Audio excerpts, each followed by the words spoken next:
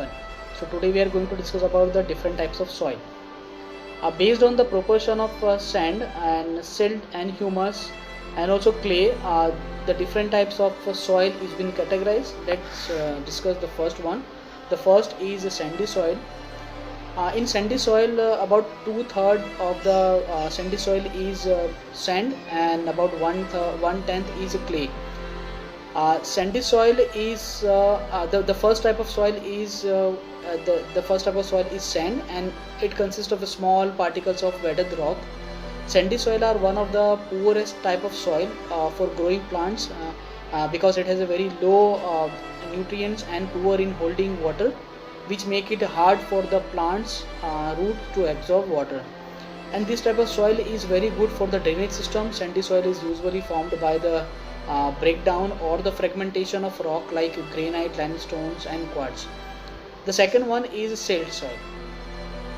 Silt, which is known to have a much smaller particles compared to the sandy soil.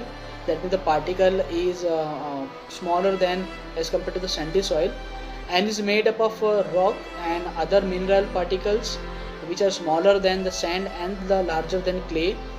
It is a smooth and quite fine quality of the soil that hold water better than sand. And silt is easily transported by moving currents, and it is mainly found near the river, lake and the other water bodies. The silt soil is more fertile and compared to the other three type of soil. Therefore, it is also used in agriculture practices to improve more fertility of the soil. The next one is a clay soil. Clay soil is the smallest particles among the other two types of soil, and the particle in this soil are tightly packed together with each other with very little or no air space. And this type of soil has a very good water storage quality and making hard for moisture and air to penetrate into it. It is a very sticky to the touch when wet and smooth when dried. And clay is the densest and heaviest type of soil which do not drain well and provide space for plant root to flourish. Clay soil is comprised approximately 0 to 45% of sand and the same amount of silt, and 50 to 100% clay by volume. Moving to the next category, that is the loamy soil. It is the fourth type of soil. It is a combination of sand, silt and clay, and beneficial property from each is included. For instance, it has the ability to retain moisture and nutrients, and hence it is more suitable for farming. This type of soil is referred to as an agricultural soil, and it included an equilibrium of all the three types of soil, being sandy, clay and sand, and it also happens to have a humus. Apart from this, it has also higher calcium and pH level because of its inorganic origin. And loamy soil is comprised of approximately 25 to 50% of sand, 30 to 50% of silt and 10 to 30% of clay by volume. And it is found near the valley and flat area and near the surrounding rivers and streams. These are the types of soil.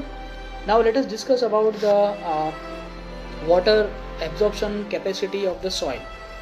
You know that the plant get water from the soil when they grow and if the soil can hold water, the plant will grow well. But if the soil is not able to retain water, plant will either die or need frequent watering on a timely basis. So the ability of a soil to hold water depends on the following two factors. There are basically two factors. The first one is the water absorption tendency. This is actually the amount of water absorbed by a particular type of soil. This is called as a water absorption tendency. That means whenever water is given to the soil and the soil is absorbed the more quantity of water, that is also called as a water absorption tendency. The higher the water absorption tendency of a soil, the higher is the number of plant found in that area. That means If the absorption capacity of soil is more, we will find more plants in that area. The second and very important property, very important factor is water retention tendency. The time duration for which the water is retained in the soil is also called as water retention tendency. That means after the absorption, for how much duration the time, for how much duration the water is retained in the soil, that is very important. And based on these two factors, these are very important factors, and based on these two, the types of plants is grown, the type of cultivation is done in a particular types of soil. Thank you so much.